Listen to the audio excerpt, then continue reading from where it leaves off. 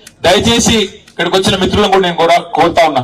సరే మేము చుట్టపుగా వచ్చినాం పోయినాం, కానీ ఇక్కడ ఉన్న మా తమ్ముళ్ళు బీసీ ఎస్సీ ఎస్టీ అందరు జేఏసీగా ఏర్పడి విశారదన్ గారు మందకృష్ణ గారి తరఫున బీఎస్పీ తరఫున అందరు కొట్లాడుతా ఉన్నారు, బీఆర్ఎస్ తరఫున కొట్లాడుతా ఉన్నారు. ఈ పోరాటం ఆపకండి. న్యాయం జరిగేదాకా మరి జనార్దన్ రెడ్డి మీ ఎంబడి ఉంటాడు. మరి జనార్దన్ రెడ్డి కూడా నేను విజ్ఞప్తి చేస్తా ఉన్నా, ఒక ధర్నాతోనో ఒక దీక్షతోనో ఈ కుటుంబానికి న్యాయం జరగదు. న్యాయం జరిగేదాకా ఈ దుర్మార్గులను శిక్షించేదాకా వదిలిపెట్టొద్దు. మానవత్వానికే మచ్చ తెచ్చిన ఈ దుర్మార్గులను ఖచ్చితంగా వదిలిపెట్టద్దు. రాష్ట్రం మొత్తం ఒక సందేశం పోవాలి. ఇట్లాంటి ఎక్కడ జరిగినా సమాజం ఊరుకోదు.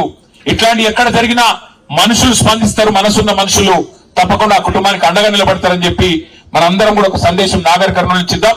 కందనూలు అంటేనే మహేంద్రనాథ్ గారు ఆనాడు చేసిన పోరాటాలకు, చేసిన సామాజిక న్యాయానికి పర్యాయ పదంగా నిలబడ్డది నాగర్ కర్నూలు. అట్లాంటి నాగర్ కర్నూలులో అచ్చంపేటలో ఈ ప్రాంతంలో ఈ దుర్ఘటన జరగడం, ఈ సంఘటన జరగడం నిజంగా బాధాకరం, దురదృష్టకరం.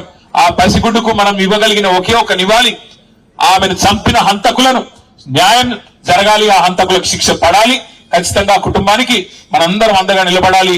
మళ్ళొక్కసారి ఇందులో రాజకీయాలు వద్దు, ఫలానా వారిని తిట్టడం వద్దు, ఇంకొకరిని తిట్టడం వద్దు. కానీ ఆ హంతకులు ఏ పార్టీ వాళ్ళైనా, ఎవరి మనుషులైనా వారిని శిక్షించేదాకా వదిలిపెట్టం.